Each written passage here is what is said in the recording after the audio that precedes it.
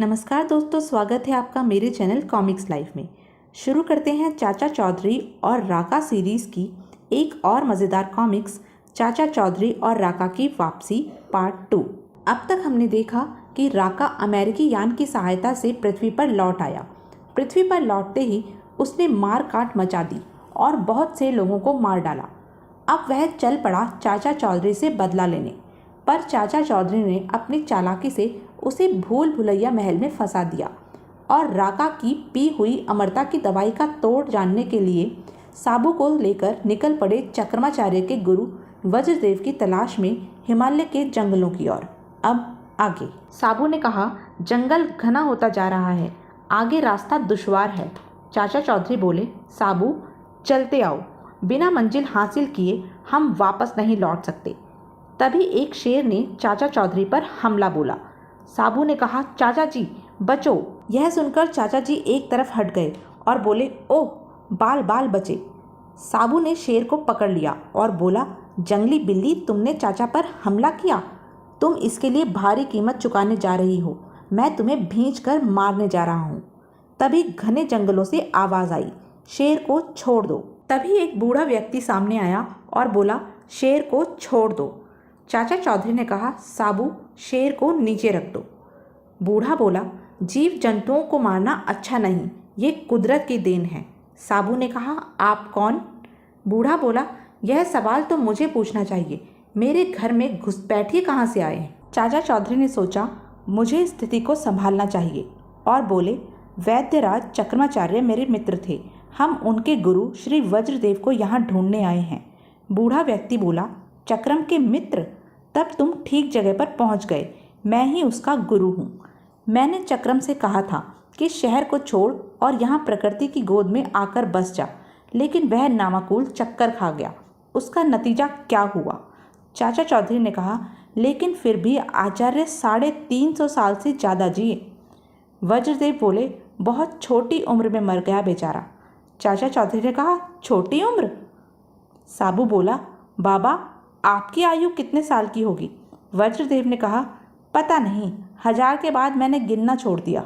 अगर आदमी प्राकृतिक वातावरण में रहे तो लंबी उम्र जी सकता है। हमारे कौरव पांडवों में जो बल था वह आज कहाँ? शहर में फैक्ट्रियों का धुआं और ट्रक बसों का शोरगुल सारे वातावरण को दूषित कर रहा है। इंसान को बाहर से खाए जा रहा है। शहर के निवासियों को अंदर से द्वेष और ईर्ष्या खोखला किए जा रही है। ऐसी हालत में आदमी लंबी उम्र कैसे जी सकता है? वज्रदेव ने साबू से कहा, तुम पहले शहरवासी हो जिसे मैं हृष्ट पुष्ट देख रहा हूँ। चाचा चौधरी बोले, बाबा साबू जुपिटर का प्राणी है, वह पृथ्वी पर आया था और यहीं का होकर रह गया। वज्रदेव ने कहा, खैर तुम यहाँ आने का अपना मकसद बताओ। चाचा चौधरी बोले, चक्रमाचार्य ने एक दवाई का आविष्कार किया था जिसे पीने से इंसान मौत से मुक्ति पा लेता है। वह अद्भुत दवाई एक खूंखार डाकू राका के हाथ लग गई। उसे पीकर उस दरिंदे ने संसार भर में त्राही त्राही मचा दी है। उस दवाई के असर को ख़त्म करने का नुस्खा चक्रमाचार्य के पास था या फिर आपके पास होगा? वज्रदेव बोले, हिमालय में ऐसी जड़ी बूटियाँ हैं जो उस दवाई के असर को ख़त्म कर सकती हैं और राका मर सकता है, पर उन जड़ी बूटियों की प्रक्रिया करके दवा में परिवर्तित करने में कई वर्षों का समय चाहिए। चाचा चौधरी ने कहा, तब तक राका पूरे विश्व को खत्म कर चुका होगा, हमें उसे तुरंत रोकना है। साबू बोला, इससे तो चक्रमाचार्य ऐसी दवाई का आविष्कार ना करते तो अच्छा था। चाचा चौधरी ने कहा, साबू सब्र से काम लो, अभी हमने लड़ाई हारी नहीं है। चाचा चौधरी ने वज्रदेव से कहा, बाबा राका को एक आम आदमी की तरह भूख लगती है, प्यास लगती है, नींद आती है और चोट लगने पर उसे दर्द भी होता है। गर्ज की उसमें सारी प्रतिक्रिया होती है, सिर्फ वह मर नहीं सकता। अगर हम उसे मार नहीं सकते तो उसे अनंत काल तक के लिए सुला तो सकते हैं। वज्रदेव बोले, तुम्हारी बुद्धि बड़ी तीक्ष्ण है। वज्रदेव एक छोटे वृक्ष के पास गया और बोला, इस वृक्ष का फल तुम्हारी समस्या हल कर सकता है। यह फल अगर किसी के पेट में चला जाए तो जब तक यह पेट में रहेगा वह आदमी सोया रहेगा। चाचा चौधरी ने वह फल ले लिया और बोले, और इसे राका के मुंह में डालना हमारा काम है। साबू बोला, चाचा जी इस फल को आप परख तो लो। वज्रदेव ने कहा, अगर तुम बाकी की उम्र स्वप्न देखते बिताना चाहो तो इसे खाकर देखो। चाचा चौधरी ने वह जंगली फल जेब में डाल लिया और बोले, साबू, हमें फालतू बातों में वक्त बर्बाद करने की बजाय वापस चलना चाहिए। यह फल राका को अनंत काल तक सुला देगा, इसमें मुझे शक नहीं। साबू बोला, लेकिन अगर यह जंगली फल राका के पेट से किसी तरह बाहर आ गया तो वह फिर से उठ खड़ा होगा। चाचा चौधरी ने कहा, नहीं, यह फल पेट में जाते ही राका सो जाएगा। सोए हुए और मरे हुए आदमी में सिर्फ सांस का ही फर्क होता है। साबू बोला, लेकिन सोने के बाद भी हमारे अंदर की बहुत सी प्रतिक्रियाएं जारी रहती हैं। अगर राका इस जंगली फल को हजम कर गया तो? चाचा चौधरी ने जंगली फल जेब से निकाला और साबू की तरफ उछाल दिया और बोले, जरा हाथ से इसे तोड़ने की कोशिश करो। साबू ने जंगली फल को हाथ में लेकर दबाना चाहा और बोला, यह तो पत्थर से भी ज़्यादा सख्त है। चाचा चौधरी बोले, बस, जब तुम सचेतन इसे नहीं तोड़ सके तो सोया हुआ राका इसे क्या हजम करेगा। चाचा चौधरी ने कहा, हिमालय की अपार वन संपत्ति में से वज्रदेव ने यह हीरा हमें दिया है। जब तक यह राका के पेट में रहेगा वह सोया रहेगा। जब तक राका सोया रहेगा संसार सुख चैन से रहेगा। साबू बोला, मेरी समझ में आ गया, यह फल संभालिए। चलते चलते वह दोनों एक पहाड़ के किनारे पर पहुंच गए। साबू ने कहा, अब क्या करें, आगे रास्ता खत्म है। चाचा चौधरी बोले, नीचे गहरी नदी बह रही है, कूद जाओ। और साबू जय बजरंग बली कहता हुआ नदी में कूद गया। गंगा नदी के किनारे पहुंचकर साबू बोला, चाचा जी, गंगा का पानी ठंडा और निर्मल है, थोड़ी देर नहा लूं? चाचा चौधरी बोले, नहीं, अगर उधर राका भूल भुलैया महल से निकल आया तो वह कई लोगों को खून से नहला देगा। उधर भूल भुलैया महल के पास। शफाकुद्दौला सोचने लगा, चाचा चौधरी ने ठीक कहा था कि आदमी जितना ज़्यादा लंबा चौड़ा होता है उसमें अक्ल उतनी कम होती है। राका अभी तक भूल भुलैया में फंसा पड़ा है।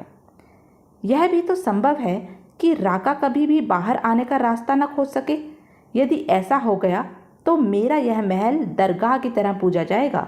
शफाकुद्दौला बोला, बाहर आने के लिए यह एकमात्र दरवाज़ा जो खुला रहता है, इसे भी मैं बंद किए देता हूँ।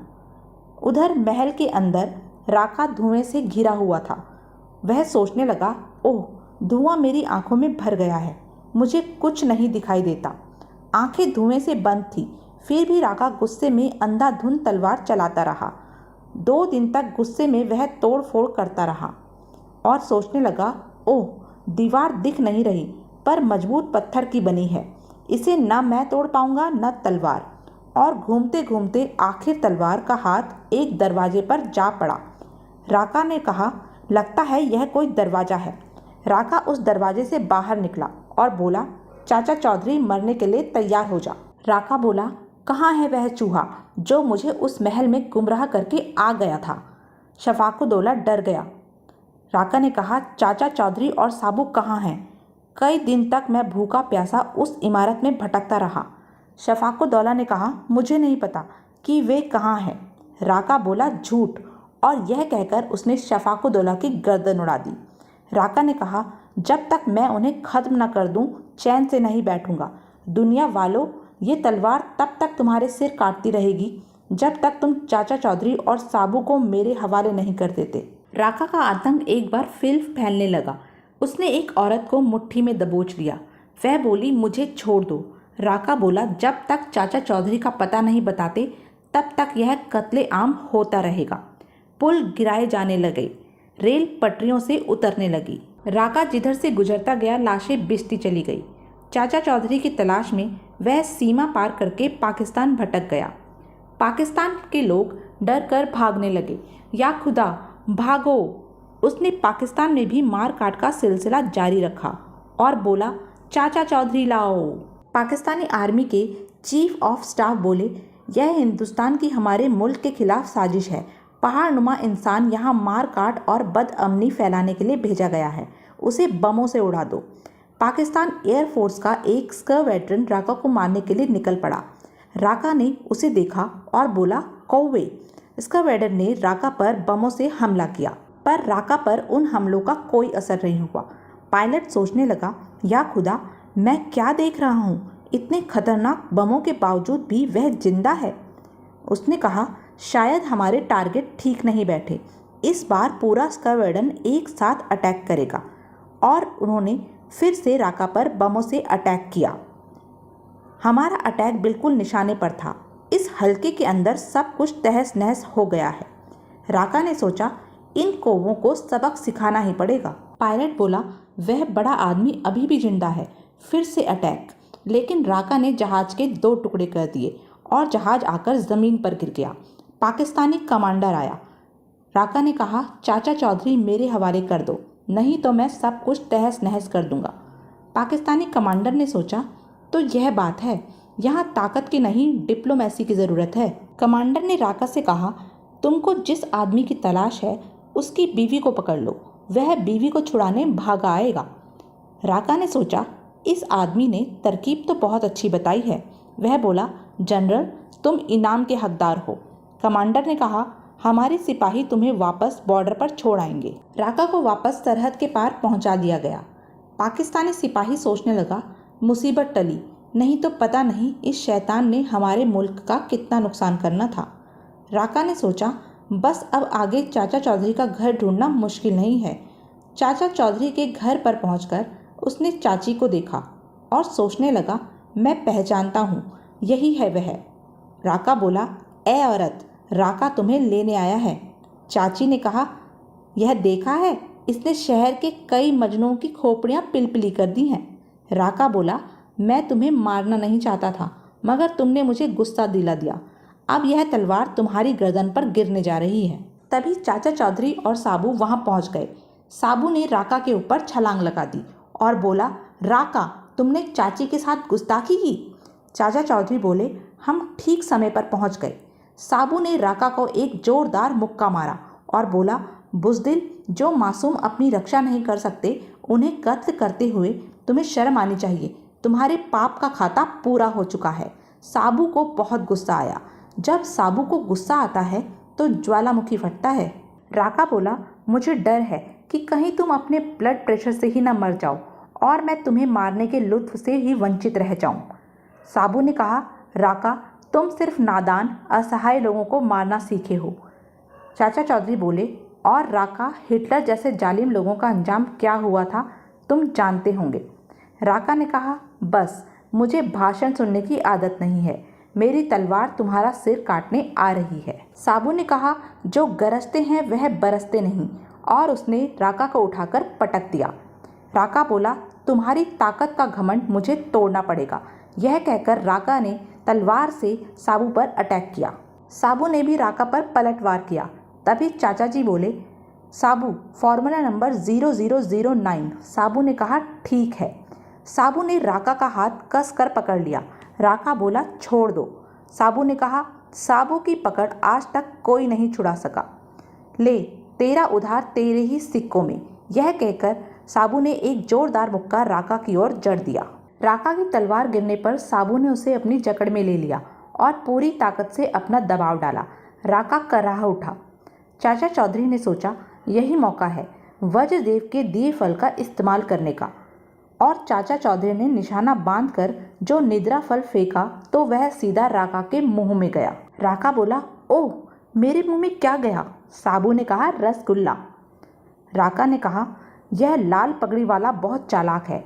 मेरे अंदर जो भी चीज़ गई है उसमें ज़रूर कोई कारस्तानी है। अब इसको मारना ज़्यादा ज़रूरी है। और राका ने तलवार से चाचा चौधरी पर अटैक किया। साबू बोला, अगर वज्रदेव के निद्रा फल का असर ना हुआ तो? चाचा चौधरी भागने लगे। राका बोला, कहाँ तक भागोगे? इस बार तुम मौत से नहीं बच सकते। भागते भागते चाचा चौधरी एक दीवार के पास आकर रुक गए। राका बोला, घिर गए, बस एक हाथ और काम तमाम। तभी राका को अचानक नींद आने लगी। वह बोला, नींद, प्यारी नींद, तू कहाँ थी? बरसों से नहीं सोया मैं। साबू बोला, सोया हुआ राका भी कम मुसीबत नहीं होगा, इसके खर्राटों का शोर तौबा तौबा। चाचा चौधरी ने कहा, लेकिन इसकी शैया नर्म समुद्र तल होगा। साबू, इसे फेंक आओ। साबू राका को लेकर समुद्र की तरफ चल दिया और बोला, इसके खर्राटों से मेरे कान बजने लग गए। और फिर साबू ने चिर निद्रा में लीन राका को समुद्र में उछाल दिया। राका समुद्र में जा गिरा। सोया हुआ राका समुद्र में दूर तक तैरता रहा। एक दिन एक विशाल व्हेल मछली आई। उसने अपना मुंह खोला और राका को निगल लिया। व्हेल दूर दराज समुद्र की ओर चल दी। साबू ने कहा, चाचा जी, अगर समुद्र में कोई विशाल जंतु राका को निगल गया तो क्या वह मर जाएगा? चाचा चौधरी बोले, साबू, ऐसा होता तो अच्छा होता, लेकिन भाग्य की विडंबना है कि राका मर नहीं सकता। उस बड़े जंतु के पेट में भी वह चिर निद्रा सोए रहेगा। अब तुम चाय पियो। यहाँ आपको एक दिलचस्प बात बता दें कि साबू घड़े में चाय पीता है। यह थी चाचा चौधरी और राका सीरीज़ की एक मज़ेदार कॉमिक्स। ऐसी ही मज़ेदार कॉमिक्स के लिए बने रहें मेरे साथ, और हाँ, मेरे चैनल को लाइक, शेयर और सब्सक्राइब करना ना भूलें। धन्यवाद।